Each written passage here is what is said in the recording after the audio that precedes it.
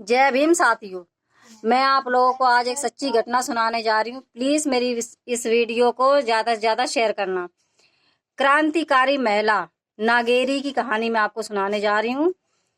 तो केरल के बड़े भाग में रावण कुल के राजा का शासन था।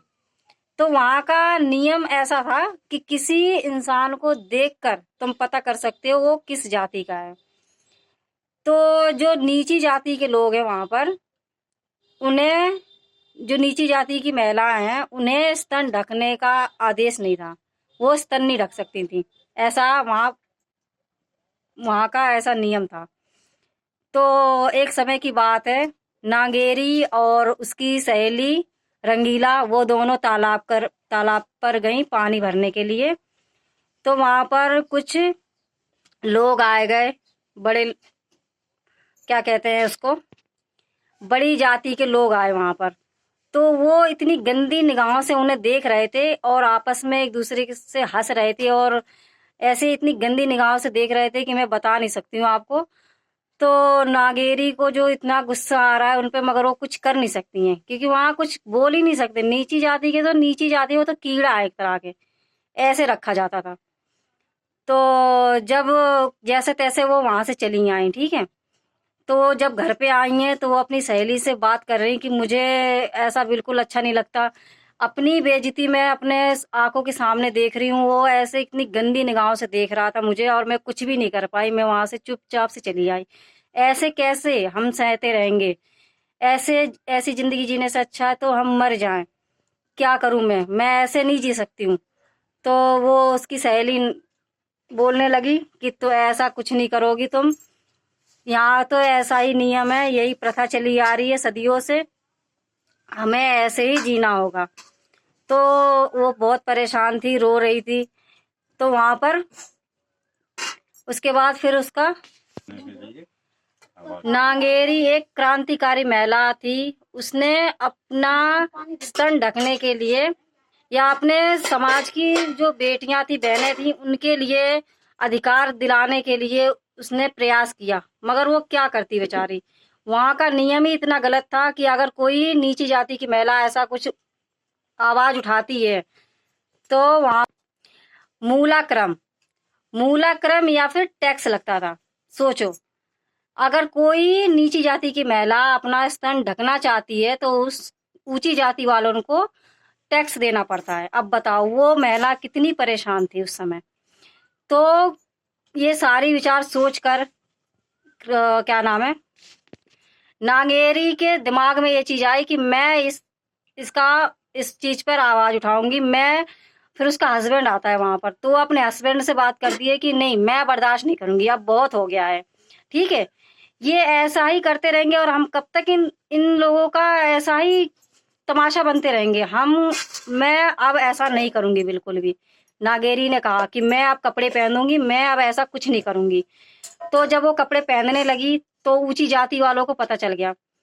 तो पता चल गया तो उसके घर पे आए सब लोग, एक टीम बनकर वहां पर आए कि तुम ऐसा कैसे कर सकती हो, तुम तुम नीची जाति की होके तुम ऐसा कैसे कर सकती हो, तुमने मेरा नियम तोड़ा है, तुम्हें इसका मूलाक्रम देना पड़ेगा। तो वो बोलती है कि ठीक है, मैं तुम्हें मूलाक्रम दूंगी।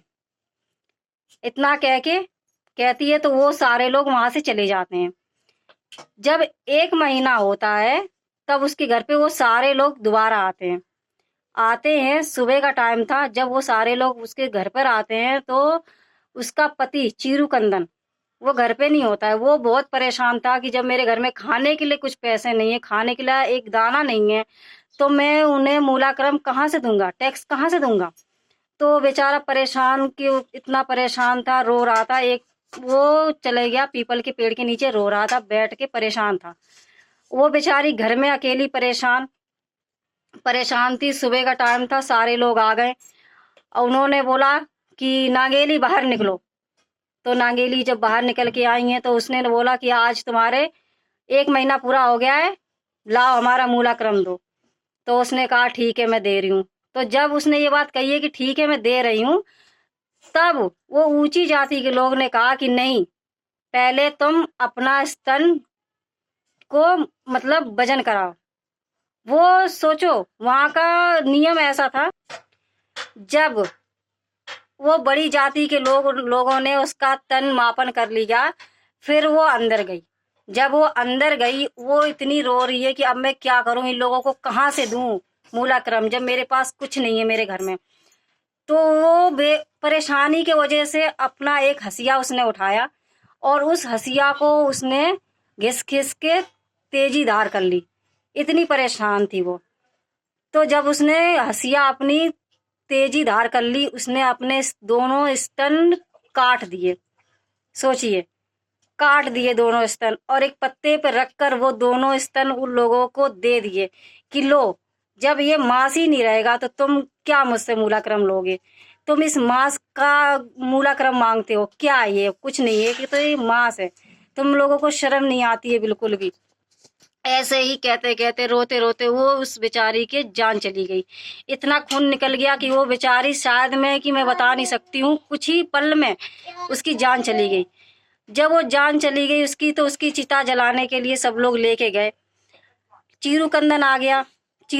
जब उसकी चिता जल रही थी, तो चीरू-कंदन वहां पर बैठा बैठा रो रहा है कि बताओ, मैं अपने पत्नी से कहता था कि मैं तुम्हारा साथ दूंगा, और मेरी पत्नी अकेली ही चली गई इस दुनिया से, मैंने उसका साथ नहीं दे पाया। वो सोच सोच के परेशान, इतना परेशान कि उसने उसकी चिता में, जलती हुई चिता में कूद कर सती हो गया। वो पहली बार किसी पुरुष ने सती हुआ। सोचिए, ऐसा किसी ने आज दिन तक नहीं किया। पहली बार एक पुरुष ने अपनी बीवी के लिए, पत्नी के लिए सती हुआ था। मैं बता रही हूँ, मेरी इस वीडियो को ज्यादा से ज्यादा शेयर करना। अच्छी लगे तो प्लीज कमेंट में बताना। जय भीम, नमो बुद्धाय।